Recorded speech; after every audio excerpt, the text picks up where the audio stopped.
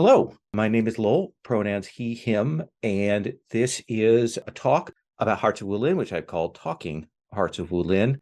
I am the designer, meaning the mechanics and system of Hearts of Wulin, and I am the co-writer with Joyce Cheng. Joyce did all of the cultural material in the book. It's about a 50-50 split, I'd honestly say. And anything that is good about that material that is present in the book is thanks to her work. We also had Yiling Wang did our culture and sensitivity reading for this. It did an amazing job. It gave me solid insight, specific things to work on, changes that we made. We cut some sections. We made some changes to names and to other things as a result of that. And I think it's stronger for that. And of course, Agatha Cheng was part of the original development team and was the person who actually kind of pushed me to be willing to take on this game and be willing to play further with it. What we're going to be doing today is I'm going to walk through some things that I've learned. I'm going to hit on things that I've noticed, things that are kind of GM reference points, and then kind of leave it open if you have questions about particular flavors of Hearts of Wulin or particular mechanical versions, things like that, then I ask that you bring them up. I will be looking at over here my character keeper in case I have to check and reference exactly what the text reads, but I also have a copy of the book here as well so that I know what is going on. So let me talk about what Hearts of Wulin really is. It is a game of wuxia, Wulin melodrama. It draws its inspiration from a fairly narrow set of things. These are the martial arts novels that are predominantly sourced originally from Jinyang and Gulong. These were very popular in the 50s and 60s in Hong Kong and elsewhere, serialized novels. They set the template for what these kinds of stories would be, what it meant to be of the Wulin, what wuxia powers were. They set that template, what kinds of stories got told. They are really fun, really interesting. There are translations of them, particularly Legend of the Condor Heroes is available in a couple of different translations here in English. They are very of their time. So do not go in expecting a modern novel. But those were heavily adopted into some Shaw Brothers movies, some other Hong Kong cinema movies in very truncated ways, because these are massive, sprawling things. Any of the adaptations of those you see in a Shaw Brothers film in 90 minutes has cut out almost everything.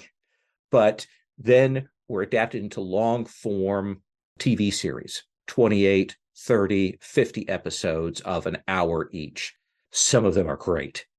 Some of them are just absolutely amazing. There is a series called Laughing in the Wind. It's based on Smiling Proud Wanderer, which is one of Jin Yong's novels. It is old and it's kind of shot on video. The special effects aren't that great, but it is so good. It is so compelling. And there are a lot of those. Eventually, they started adapting other authors. And in the last 2 decades, we've seen the rise of web novels that reflect those. And I'll talk about those a little bit later on. But recognize that where I'm coming from, why I wrote Hearts of Wulin is because I loved those TV series. And this is very much me trying to find a way to play out those stories of romance and conflict and not being able to express one's heart versus one's duty, and having a sprawling cast of characters and having wild things changing all of the time. So that's the source material. There are a lot of other flavors of classic historical or fantastical Chinese novels and things that incorporate some of the ideas of this, some detective stories and things like that. Things like Romance of the Three Kingdoms as a historical novel, or The Water Margin, that are really important. Those are kind of not what Hearts of Wulin deals with. They have a different sort of element, different sort of aim than the kinds of media that I'm working with. So I just want to note that, and I'll talk a little bit about that later again. I always say when I go into present Hearts of Wulin is I point out I am a super white dude. Even though I've enjoyed this material, even though I've enjoyed these stories, I'm coming at it from an outsider's perspective. One thing I stress as a GM when I go to set this up for players is that we want to have respect for the source material in the various forms as a drama or movies. So we want to treat that and take it seriously, avoiding any kind of aspects of parody or kind of over the topness. There is over the top, but we want to embrace that and enjoy that and treat it respectfully. This is a fantastic version of China, mediated through several layers here, through the layers of translation, first of all, our experience with these kinds of stories, and then our experience with what makes up melodrama and dramatic elements. There are a lot of interesting things about cultural elements of family and relationships and things like that that we can kind of pick up a bit of, but they're a little bit different than our experience, and recognize that we're going to be treating it through our visions. And so it is not China. It is something else. The last thing I always say to people about these cultural issues is we don't do accents. I think most people know that, but we want to make sure that we do that. I used to say we can do voices, but we don't do accents. I don't say that anymore. And I'll tell you why. Because I've seen some people go into voices and kind of go into some manners about those where it starts to slip into accent or kind of sort of stereotypical presentation, things like that. And so I've stopped doing that. I simply say, don't do accents and be mindful about how you present that. I think that's really important with this kind of thing when you're working with things where perhaps people have heard things through dubbing or translations or things like that and end up getting really kind of misconstrued versions of things. So I just always want to set that up when I go to play this, because I think it is so important. We are playing a game about characters who live in a liminal world. It is outside of the world of sort of the common folk, though it intersects with that. It is outside the world of the authority and the administration, though it intersects with that. The wuxia world is just kind of its own existent society within the society. And I think that's also important to stress to people when they're thinking about this. And I always say melodrama like 5-6 times. I want to make sure people know that what they're getting into is high melodrama. So when I go to run this game, when I go to run a session, a one shot, or even a series, a one shot, my goal is to get characters done in an hour, or more likely an hour and 15 minutes.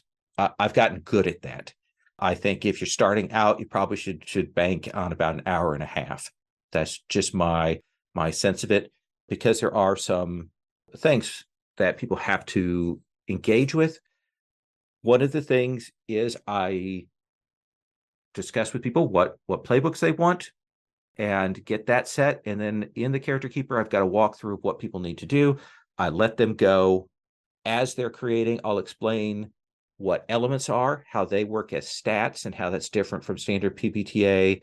And I'll talk about what that means in terms of rolling, how you choose things, and so on. This is a game where I think it's not a problem for people to double up playbooks. I think if two people want to play the loyal playbook, so long as they're both taking different roles, and so long as they have a conversation about what playbook moves they want to take, it's fine to do that. Part of the reason that is because, and this is a point I will make again, a lot of standard PBTA games put a lot of emphasis, a lot of focus on the playbook moves. The playbook moves it's what we're going back to, it's what we're looking at. They really do a lot of the heavy lifting. Apocalypse Keys, for example, is very much like those playbook moves really define everything about the play. It's kind of the other side of things here. You are engaging with the basic moves a lot more in Hearts of Wulin, and then from time to time, you'll find a great opportunity to use one of your playbook moves. I didn't write it that way, but that is how I have experienced it. And when I've talked to other GMs, it's how they've experienced it. What that means as well is that it is in standard Hearts of Wulin, players get a roll move and then they get 2 playbook moves. If you want to keep things simple, you can give players a roll move and then just have them pick 1 playbook move. Or sometimes they'll say pick 1 playbook move, and if you want to pick another one later on, you can. But players don't have to make all those choices. They can find 1 playbook move. If they choose that, as a GM, your job is super easy, barely an inconvenience. You will see what they have flagged at that point. If they've chosen 1 playbook move, that's the playbook move that has sung to them. And you can note that and make sure that you hit that during the course of a 1-shot or a 2-shot. That's another advantage to choosing, especially if you're doing a short run, having them start with a single playbook move. We have them walk through. We get to the point where we talk about everything, getting their stats set, getting what their style is, getting those things set before we get to entanglements. We have those introductions. We have them do those. One of the things as a GM is, if you've played Hearts of Wulin, you know that the entanglements are a really big thing.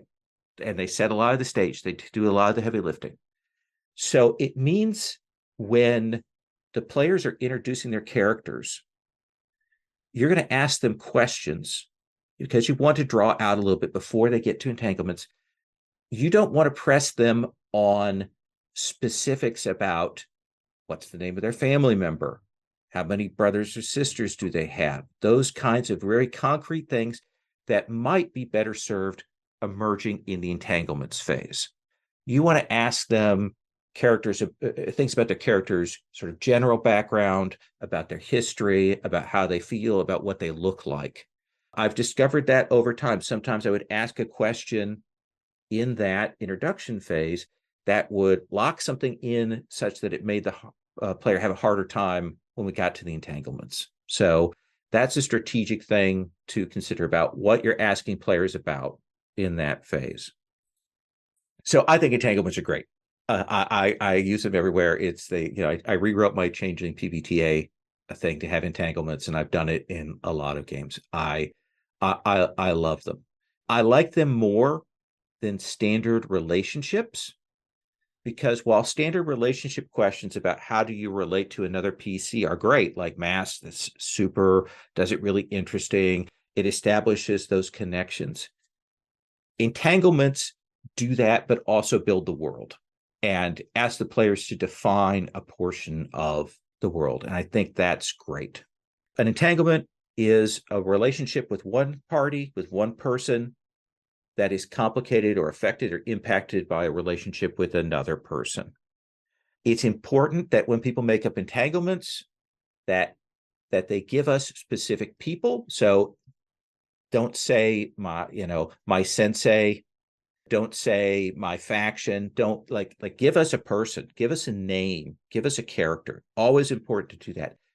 Other thing is sometimes players will put in persons in entanglements that, well, my late mentor, or somebody who isn't going to appear on stage as they're presented. If that happens, you've got a couple of choices at GM. You can ask them maybe to reframe that to somebody who is still living or can be present. You can talk about, okay, do you imagine that you have flashbacks to this person, or do you have visions of them? That's another option. The other thing I do is a couple of times I've had people say, oh, my dead mentor, and then I have that dead mentor return. And they're like, oh my God, you're still alive. If someone has done that, as made a dead mentor, that's a great turn that you can do, especially as a hard move later on, to turn that around. But you want to give people want to establish things that they can actually interact with. Yeah, I would say ghosts are absolutely like if you can interact with that, you can have a conversation or we can bring them into play. As long as we can do that, That's the most important thing about that for entanglements, having the two extra parties there that way. When we do entanglements, of course, we go around once. People choose one of their two entanglements. You got romantic and a standard. They get to choose which one they want to do first, and then which one they want to do second. That'll kind of tell you a little bit about where people are leaning. If people choose their romantic first, it generally means that they've got a very strong sense. If they choose their standard first, it's also often because they're trying to work out things. That's just a little flag for you. Like they're trying to figure out exactly what does romantic mean? How is that actually going to play out in here? What they're thinking about. I tell people have a PC in at least one of those two relationships because you've got 4 slots, 2 in each. Have a PC in at least one of them. Most of the time, it will end up that people will put 2 different PCs in there. So you have 2 NPCs and 2 PCs. That's a really good balance. But as long as they have one PC in there, it's fine. If they have all PCs in there, that is can be a problem because it means they haven't like engaged or drawn in new NPCs, and then I don't have more material to work with. Like I'm going to tell you, the reason I have people to come up with NPCs is that gives me stuff. It gives me content that I can play with. I want to front load that onto the players. If they just go PC, then they've kind of locked things in.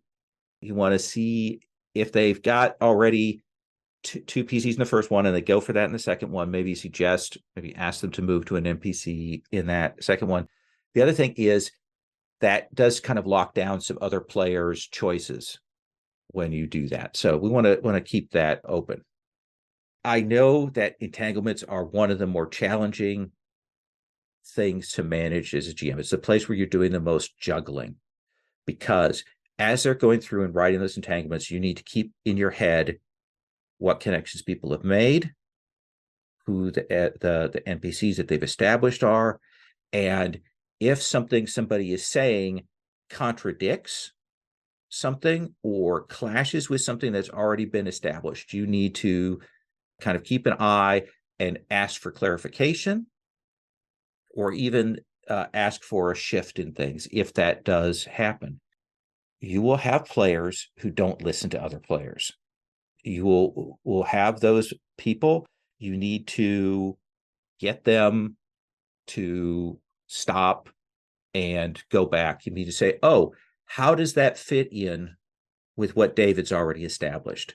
How does what you're saying fit with that? Because David said this about this connection with these two characters. So how does that fit with this? Get them to clarify that.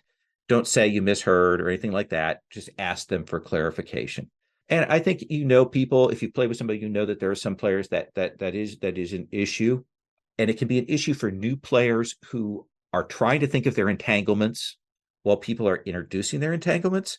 So it may not be that they weren't listening. It's that they were so intent on figuring their own stuff out that they couldn't keep up with it.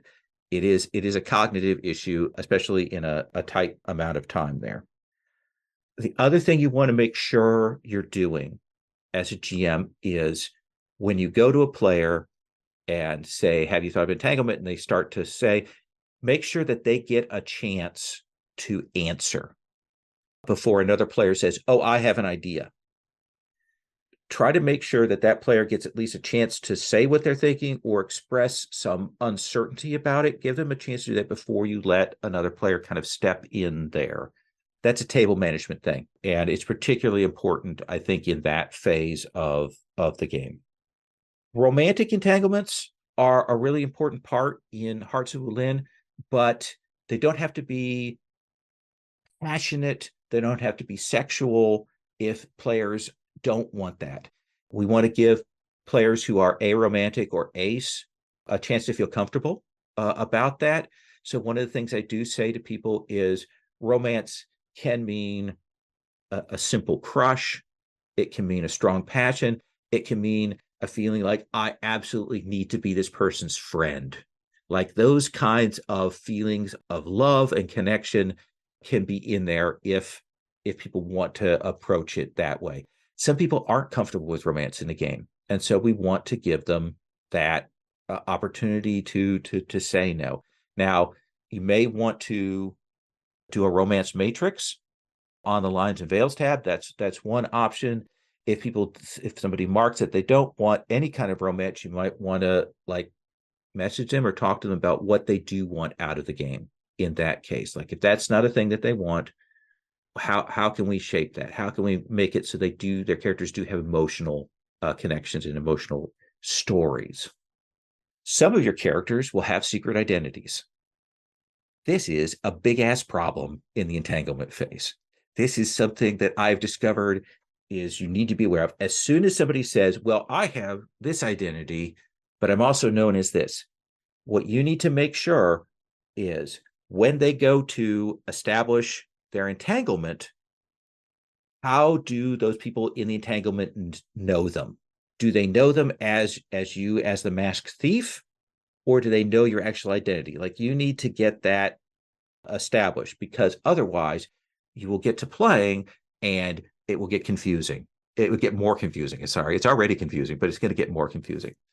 This is a particular problem that can get worse if you have a character who has taken, for example, the body double move that's in one of the alternate playbooks.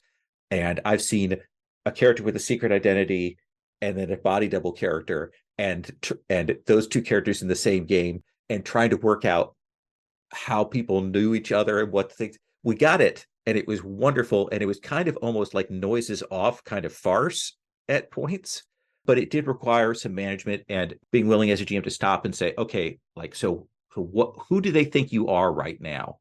What do they think is going on? Entanglements aren't set in stone. I often suggest, and the book does suggest, that there's a check-in phase at the beginning of sessions, especially in a long-term game, to say, hey, are you happy with your entanglements? Do you want to make changes to them? People should be willing to do that. If they found that a particular NPC is more appealing to them, or a particular PC is, they should have a chance to do that. Again, if they change it and impact another PC, there should be check-ins for that to make sure that the other PC is good with that. One of the tricks that I have come to, and if you've played Hearts of Wulin with me, you know that I do, especially for one-shots now, I do a page of NPC pictures with some names on them.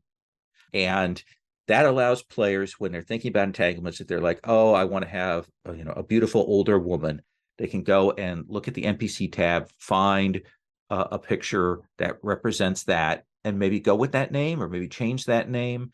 It is an easy tool. Some players want to come up with their own pictures, and that's great, and they want to come up with their own names. But having that resource for players offers them a really useful tool. And I don't have those in my sample character keepers, the ones that I put out there for everyone, just because most of those are pictures from real actors and actresses. But if you can hunt around and come up with those, easy to go and find some wuxia Pinterest boards filled with beautiful people that you can put together for characters. One of the things I think that's important to do in that phase when we're doing entanglements is talk just briefly about why entanglements are important and how they're going to be connecting with them. And the major way that players are going to be connecting with entanglements, besides it kind of being a driver of drama at the table, is the inner conflict move, as you know. Inner conflict is the point at which players come face to face with the struggles of an entanglement that they've set up. It can also be for other things outside of entanglements, but entanglements are the big one there. We want to explain to players why inner conflict might come up, why it's cool to roll, the benefit that they're going to get for they're going to get an XP, and what kind of choices they're going to have to make at that. I'll come back and talk about the inner conflict move itself in a moment, but I think that's really important to get that in that rules phase. I don't talk too much about rules, explaining elements and how elements are rolled, and I explain inner conflict, sort of assuming that they know PBTA. By the way, all of this assumes that everybody knows PBTA, which I feel a little goofy about it, but it's worth checking in on that just to make sure people are aware. One other thing that sometimes can get lost when players are creating entanglements is that these entanglements are really written from the perspective of that player. Like, I'm in love with X, but they're in love with Y. What that really means is I'm in love with X and I think that they're in love with Y. It's not determinant of that secondary relationship. What it is their perspective, and they may discover that that person is not in love with Y, but is in fact in love with them, or is in love with a completely different person. And I think that's something that I sometimes forget, is to stress that these entanglements, that these relationships, these connections are written from that character's point of view. So let's talk about playbooks. We have 6 playbooks, 7 if we count the villain playbook that is in the Hearts of Wulin worlds. And I think it's got some pretty good stuff to it. I think it's fun and worth playing with. One of the things is that, again, for any of those playbooks, there are 3 role moves. More role moves, if you include some of the role moves from the courtly, are fantastic. Role moves are unique. If one player has a role move, no other player should have that same role move. I think you always want to make sure that stands as a unique thing. That they might end up with the same playbook move, but generally role moves, we want to absolutely keep that unique. As I said before, you're going to be going to the basic moves a lot. One of the things is, I think that's a good thing. I've sometimes seen people talk about some PBTA games where, I dislike that I have to go to this kind of fallback overcome move or things like that. I don't feel that way. It's not the way I run. I enjoy going to that because I try to provide a different complexion, that move provides a moment of tension, a moment of choice, that things could go either way. And that's like, we work as a GM to frame those up so that they're interesting. So we will see sometimes that, especially in a longer game, that players will go through for a session or two, they might not hit any of their playbook moves. And sometimes people will ask for, I have this playbook move, I want to use it. They'll ask for that in wishes. When somebody asks for that or flags that out, make sure that you keep that in mind for the next session or the next part of the game. That's a really good, when people ask for something like that, it's really important. So I want to talk about each of the playbooks here real quickly. So the aware is our venerable master. It's our scholar. It's our person who knows things. They interact with the world through knowledge. Most people, if they choose the aware playbook, I would say 80% of the time, they will choose the scholar role. The master and the traveling teacher are interesting, and sometimes people will choose those, but the scholar is really easy to grasp. It's really easy to grasp. When you look at the role move there, you can see exactly how it works. It doesn't have a lot of contingency, so people will often gravitate to that. The master has a little bit of a challenge because it is kind of situational. It means there has to be a conflict with an NPC, and a conflict that this person would want to bring to a stop. So it is a little more contingent. People have to be a little more proactive when they are using that particular role move. The traveling teacher has a problem. I don't want to say problem, has a consideration that affects a few other moves, as we'll see. It implies that, like, when you arrive at a new place, when you're in a new area, there's a chance that somebody is going to pop up, and you get to declare that somebody shows up to interrupt events. Again, like the master, this is another one where the person has to choose that as a solution, choose that as a thing to interrupt or to change up the situation. I will say that the Aware playbook has, I would say, the most moves that are contingent upon particular things happening. Just be aware of that, and it's worth looking at that. When people choose the Aware, I look real closely at what playbook move they have chosen. The Bravo is our happy-go-lucky character. It's our roguish character. We have some great ones. The Gallivant is the one that, again, requires defining travel. When somebody chooses a Gallivant, especially in a one-shot, I define travel as going to a new neighborhood or going into a new place that maybe they haven't been, for a while. I try to change what travel means based on the scale of play. So that's worth thinking about. It's not necessarily, okay, we have to go to a new town or we have to go to a new region. We play it out that way. The heads for sale move is the one where when you ask for your context for something rare or forbidden, you get to roll. That is a very rarely chosen move. It's weird because when I first started running Hearts of Wulin, people took it all the time and did really interesting things for it. But over time, as I run it, that move has changed in terms of frequency. I have no explanation for that. I don't know if I'm changing the way I'm running or what. It's a very weird thing to me. But the Bravo is our character that is going to be the most upbeat, the most sort of getting away with things in some respects. Loyal is the playbook that I recommend to people who aren't sure what they want to do. If they're unsure, I'll point to the Loyal, and I'll often point to the Swordsman. This because the Swordsman, you can get that. They're good with their weapon. They are good at fighting, and the move is solid. It gives them an extra wounded box, so they can just mark and not have to worry about it. It's a very easy thing to grok as a player, and it's pretty fun. You can just shrug off a wound at any point, and you get to kind of describe what that looks like. The Flying Daggers move from the Loyal is the one where you can spend a bond to be where somebody else is at.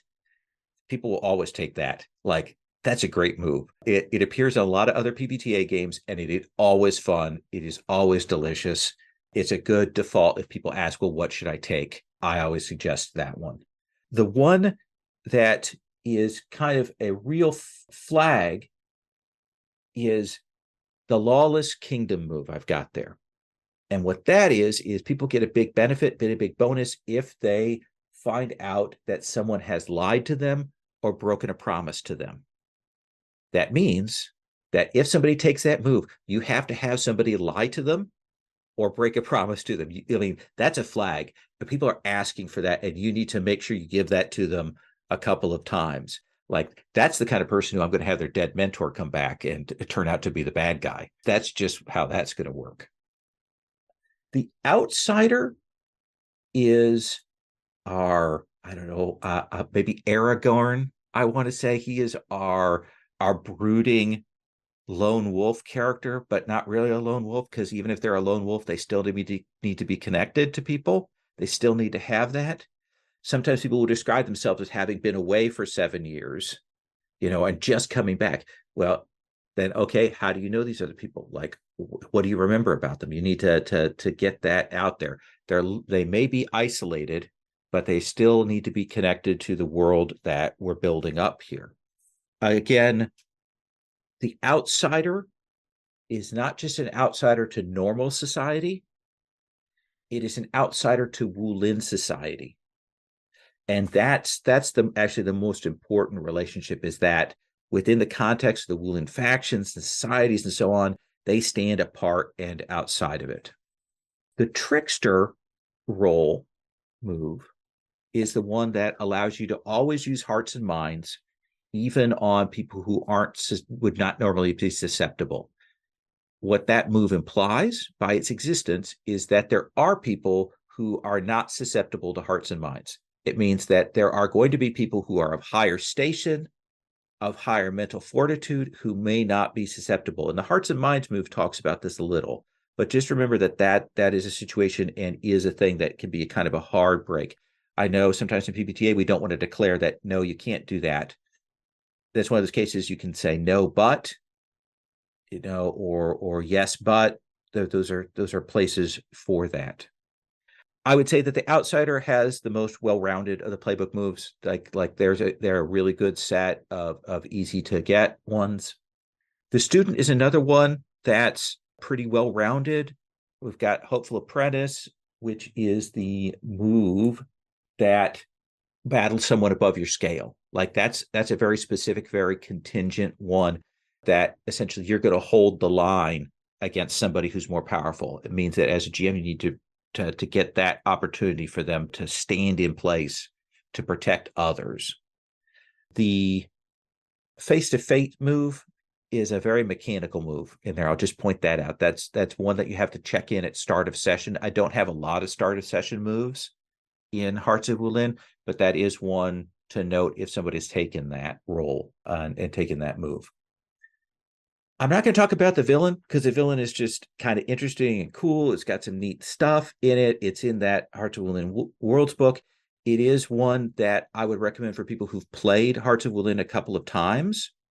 I wouldn't recommend it as the first playbook that you play when you play it because there are some implications about presenting yourself as a villain, but actually having a heart of gold, that kind of thing that can be tough.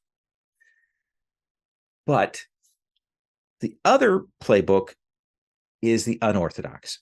An unorthodox playbook, if somebody chooses that, it is the thing that is most likely to change up what's happening at the table. It is the thing that's most likely to throw a monkey wrench into what's going on. And in terms of tone and in terms of play style and so on. That's why it's important to do cats at the start, check in with things, because we've got the accidental. And the accidental is a character who says that they don't know martial arts and believe that they don't know martial arts, but somehow they manage to do this. It can be a comedic character. And it's okay if people want to have comedy and if people are on board on that, but that is a place where you want to check in if somebody takes that. I have seen people play it in a non-comedic manner, in the way that their character was only barely trained, and so they think that they're very bad at martial arts, but in fact, they were a natural at it kind of thing. The hidden is one of those playbooks that I talked about before that has a secret identity. So when you do entanglements, you need to establish, do they know the person's real identity? Do they know the hidden identity? What is that about? So you need to establish that and get that connection done. Basic moves. I mentioned that Overcome for me is a good standard fallback move. I think it's really useful. The move that gets most overlooked of the basic moves is Impress. Impress is the move that allows you to impress others, to make a performance, to succeed at a competition, to do any of those things. It is also super useful because the results of the Impress move allow you to clear elements, allow you to create bonds.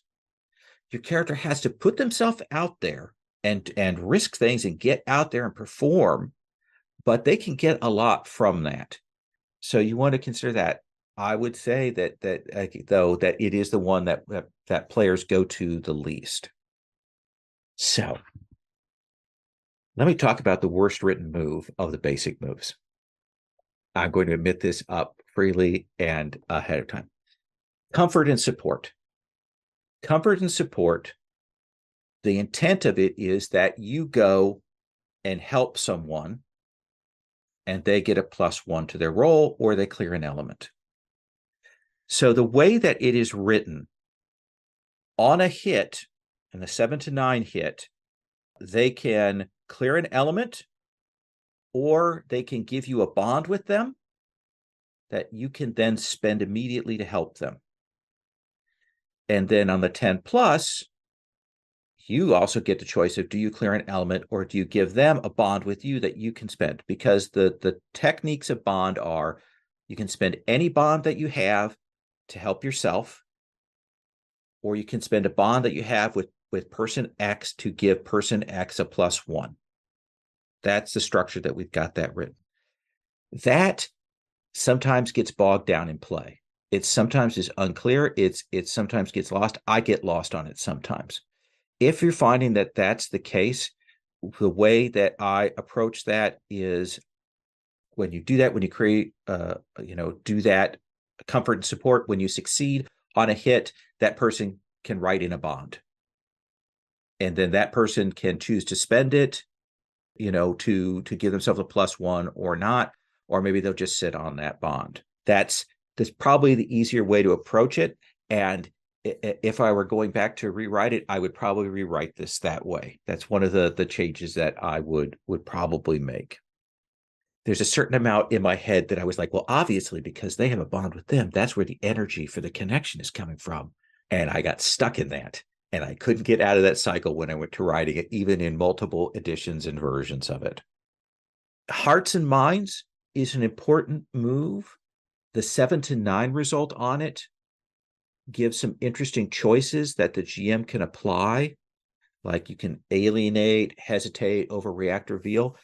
But you should also consider, especially if we're in a situation where we're trying to keep the pace or the feel of the game up, it's also okay simply to say that, yes, you do get what you want with that 7 to 9 result. And I would say I'm about 50-50 letting them have the thing versus choosing one of those results. That move also ties into the player versus player move and conflict between players. Sometimes players will have different desires. If one player wants something and the other player wants a different thing, or one player wants to convince the other one, the first thing to check in and say is, do you want to do this via Hearts and Minds? Hearts and Minds offers the player who's kind of targeted for the change an incentive, like it offers them, oh, maybe they'll get an XP. But some people may feel strongly like they don't want to go, like their character feels very strongly about this thing. That's not a role, not a playbook move, not a basic move that they want to go to. So you need to check in and ascertain what kind of the emotional connection is there. If players feel very strongly about that they don't want to go to role move, that they would definitely say no, that it's very clear that's what it's going to go to, that the stakes are very high, that's when you go to the PvP, the player versus player, where you negotiate the conflict, where one player makes an offer to get what they want, and the other player decides yes or no on that. Inner conflict is the most important move in the game. It is also the one that requires the most check-in. It is an opportunity for drama. We've established these entanglements. We've established these places that people are interested in. But the thing is you want to do, and people who've played with me in Hearts of Wulin know I do this, I will ask someone, does this rise to the level of inner conflict? That gives the player a choice of how important is this to them? How dramatic is it to them? How much do they want to put on the table? Let them make that choice. And sometimes they'll say, boy, that does sound like that rises to the level of inner conflict if it's pretty clear to me that that's what they're leaning. But if somebody says, no, I don't think it does, that's fine. That's the way they want to play. That's the scene that they want. So you want to abide by that. There is an XP incentive to rolling inner conflict. So that is pretty cool. I had some people in playtesting get worried that having that inner conflict move allowing you to get XP would allow people just to milk that for XP. I have never seen that. But if it would prove to be a concern for your table because your table does that kind of thing, the easy solution to that is to say you get XP the first time per session that you roll inner conflict. That's an easy fix for that if that is a concern. One of the questions I've had from people is about scale and how I do things. Scale is contingent on drama on one hand, but it's also conditioned and contingent on what our game is. If we are doing a one-shot game, then what I will determine is when we get to that end fight, it's going to take 3 things. If we've got a 4-player game, it's going to take 3 things to reduce 3 steps to reduce that foe scale down so that somebody can go at them. That, and I'll kind of make that clear because that gives players a chance to get engaged with that big final fight. Generally, I have other things that they have to fight before they get to the big bad, but encourages them to think about that. And that kind of fighting, that kind of scale reduction can be an overcome. It can be a creative use of a playbook move. It can be hearts and minds. You will allow the players to come up with interesting ways to reduce the scale. Sometimes players will have done that new technique move in between, the one that allows players to find a way through. That's a great way to lower the scale a degree or two right away without having to do anything in the scene.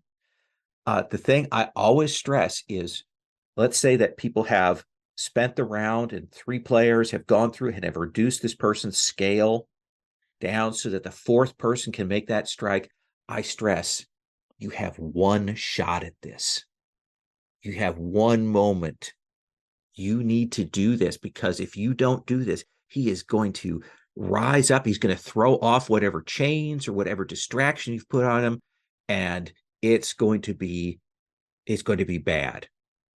Put all the pressure in the world on them at that moment. Make them spend their resources. Give as much weight as possible to that. You want to slow down and describe that. And if they fail, that's when one of their NPCs throws themselves in the way and tragically dies. That is your go-to.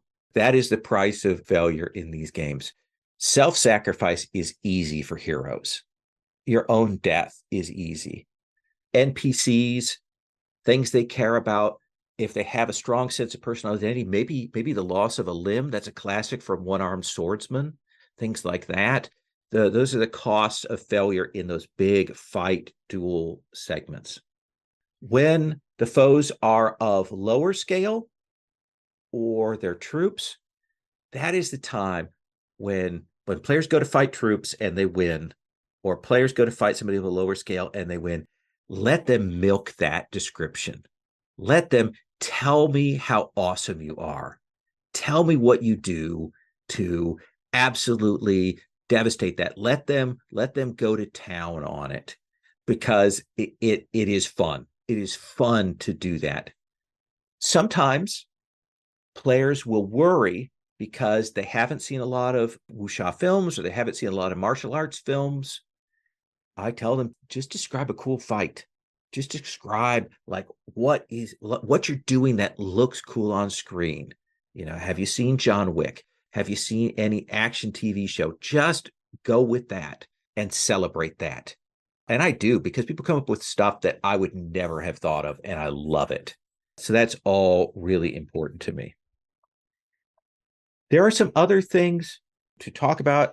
We've got about 30 minutes left, so I want to say one thing about a particular framework, because we've got fantastic wuxia and shanxia in the book. We've got like the mystery solving stuff that's in the Hearts of Wulin worlds. There are lots of things to be said about that. But the one thing I want to mention is David came to me a week or two ago and was asking about this. The courtly playbooks, the courtly framework that is in Hearts of Wulin is kind of very narrowly focused. It makes the assumption that the game that you're playing in a courtly game is literally a court, that there is a court with politics and dynamics. There is a figure of authority. There are institutions. You are interacting with those. The various diplomatic moves, the choices that you make there all revolve around that. The playbook moves all revolve around that. If you were doing a more broadly political game, like that wasn't centered in a court, like you had people from different regions doing different things, that's a different matter. That's a very different thing. And I think it would require some adaptation of the rules to get that to work, because it is framed pretty narrowly. And that's because there is a real tradition of these wuxia melodrama stories that are set in courts, and that's the inspiration of those. That's why it approaches those in that particular way. All right, I'm going to stop talking and see if there are some questions. some things people want to talk about, things people want to ask about, your experiences. Anybody have anything that they want to bring up at this point? So I had a question about combining some of the optional rules and, alternate settings and things like that. I Mm-hmm. wondered if you just had any reflections on, like if I want to run a courtly game with fantastical elements, like how would you approach that? Or, combining the mystery rules with, one of the other settings or something like that. Yeah, one of the things I've done is in the mystery rules, I do have some notes on moves, like how the other fantastic playbooks and things fit in with those. I have, when I've gone through, kind of rewritten the playbooks a little bit when I've combined things, and based on my experience, I've cut moves that people don't usually take to bring in those other things, bringing in like the most interesting of the moves. Now, mind you, you could have everything, but I think that there's a little bit of cognitive overload. So I want everybody to have everything. I would love people to have like 16 moves to choose from because I got all that. And every time I go to do this, I want to do that. But I know that it is too overwhelming. So I do make strategic cuts on that to cut things down. What I'll sometimes do is then put a set of moves that I have cut like on another tab. So if players like aren't finding what they want as the game goes on, they can go and look at those and choose those out. But I think that there are some interesting things from the courtly. Like there's some great playbook moves from the courtly that could be applied. If you just want a game that has some wild politics to it, you could probably take one or two of the basic moves from there that are interesting to bring that in and bring it into fantastical. I mean, you could do like Court of the Gods kind of thing, as well. So that would be my take on it. I Again, I love all the playbook moves. Like I'm the person who buys all the splat books for all the character options and wants to have those all for people. But I also recognize in the span that we have usually at the table, that is a little too much. But I do think, like, here's the thing: the fantastic wuxia stuff fits in almost everywhere. You can grade like how much fantasy you want in there. There's a little bit of fantasy, like painted skin level of fantasy, where you've got some magical creatures, and then there's like the really high fantastical stuff. The Shansha, like the Zoo Mountain Warriors, is the real high end. But I think the fantasy stuff can go in any game, and it looks cool because you get to describe stuff with more cool special effects. So Yeah, sorry, I was just going to jump in there and say I did actually run that combination myself.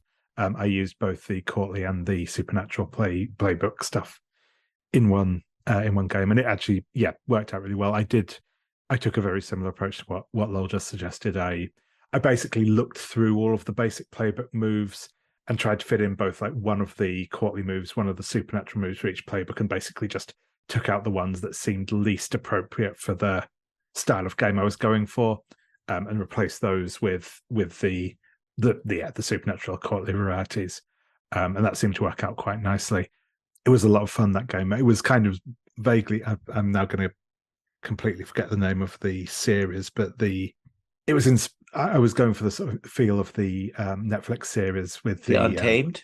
The Untamed, that was it. Yes, yeah, that was the one where they are kind of both important characters in the political realm, whilst also being ridiculously awesome supernatural martial artists, and that was kind of the vibe I wanted to get, and it absolutely delivered on that. So that's a thumbs up from me on that. I will mention that The Untamed is based on a series of web novels that have been translated into English. That's called The Grandmaster of Demonic Cultivation. They are very different from the TV series, and they are much more wonderfully gay. Like they are super queer. They are a delight. They are so good. I like The Untamed, but I love the books. Garrett?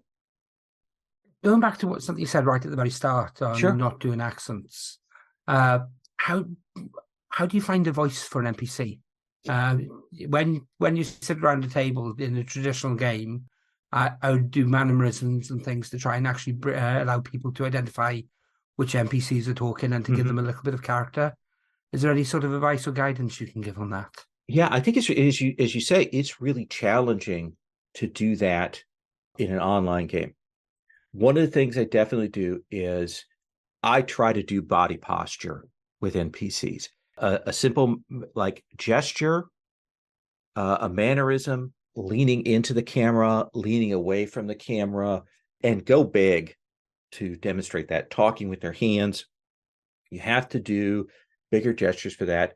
The real emphasis I try to do is volume of delivery, soft voice, hard voice, heavy voice, and speed of delivery, whether someone is talking really fast or they're kind of stopping with this, trying to get those kinds of voices that maybe reflect that character's inner manner, like trying to illustrate character through that style of speech. That's what I've gravitated towards for online a little bit more.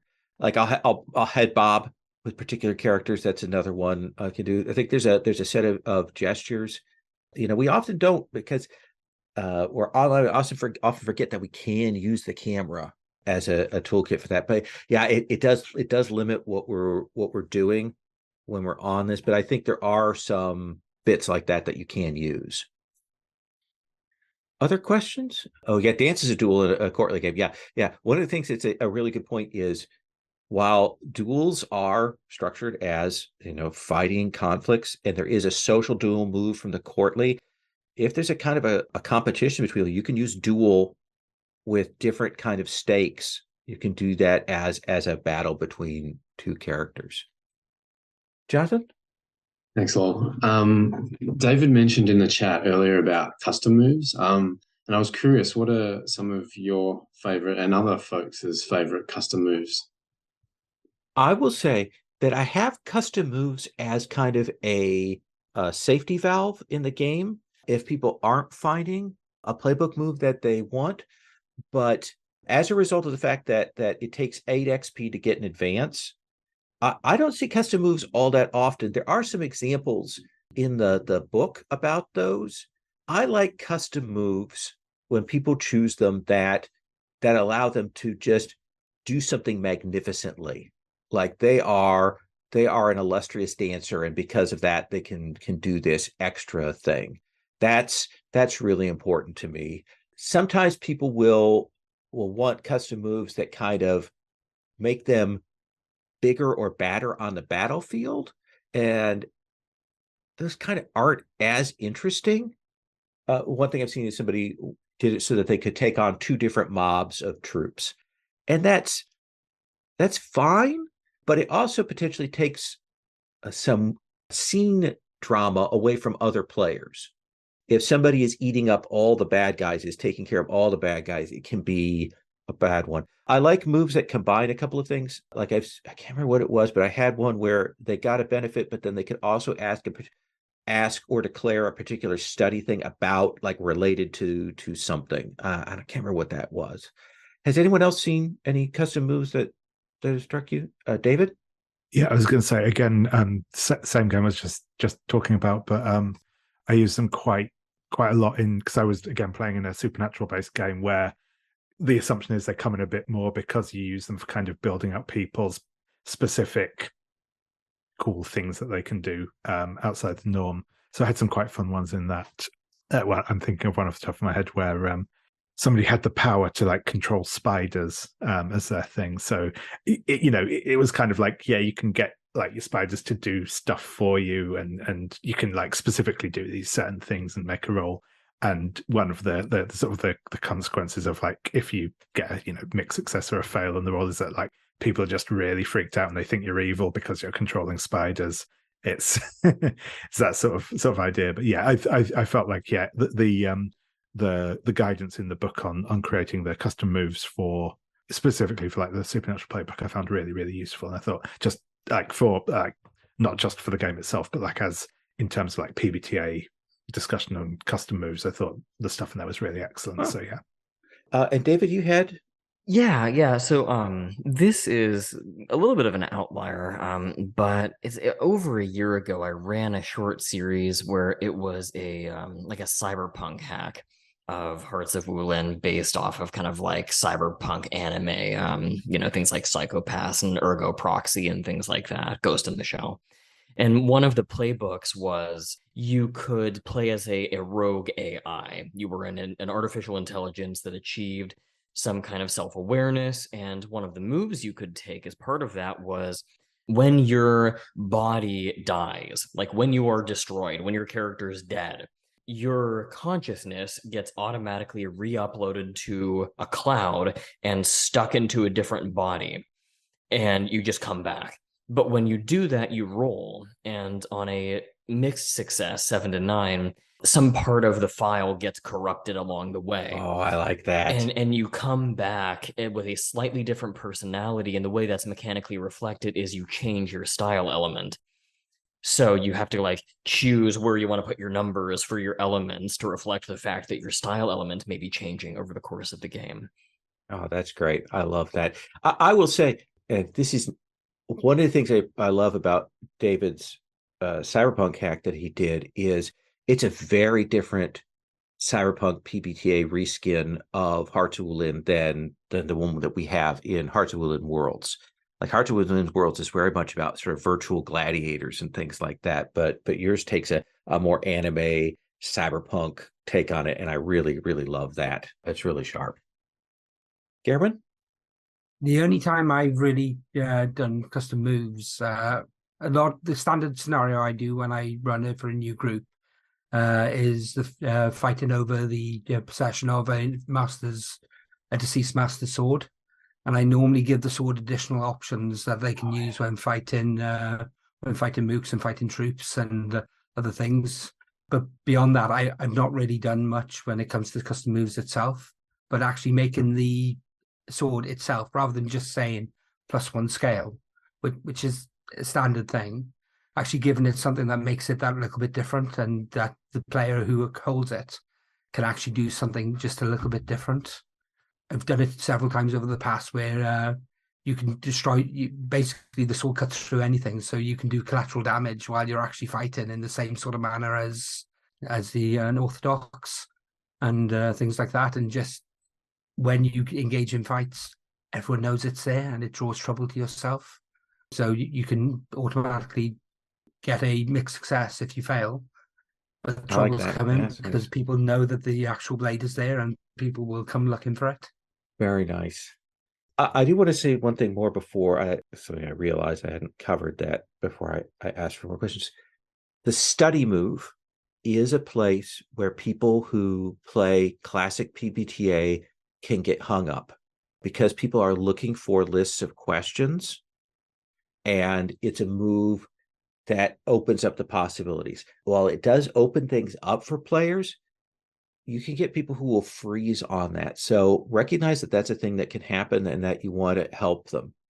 The idea that you can declare something, sometimes players will balk at that, and instead they'll ask a question. And it becomes clear to you as a GM that they have an answer, but they kind of don't feel right about saying that. That's the point at which you kind of like try to tease out maybe what it is they actually wanted to declare. You're asking this question in this particular way. Why are you asking it that way? It is worth taking the time when somebody does that to remind them you can make a declaration with your hold, or you can ask a question. And sometimes they'll ask a question because they honestly don't know. They want to be surprised. They want to see what comes next. They want to have a twist. They want to have a turn. And if players throw the answer into my court, they've given me that freedom because they've decided not to choose. I'm going to choose for them. Thank you. Thank you very much for giving me that power for the moment. But if somebody does ask a question and they're angling towards something, ask them, like, what are you saying here? What are you going to, and draw that out. The other thing is that when a player makes a declaration there are certain things, like there are some places where things have already been established, or things that it would impact another player's autonomy or would affect another player's like key NPCs. That's the point at which I might say, well, that's actually affecting that. Let's pull back. Let's dial back in that.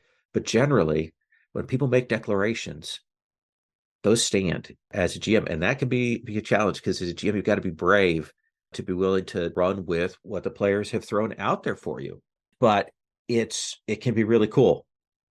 more than any other PBTA game, I don't tie myself down to any kind of conception about where we're going to be going. I know kind of what I would like to have. I'd like to have a big scene so we can get it done right on the hour kind of thing. But I'll work with what the players give me, especially if they give me cool twists. David.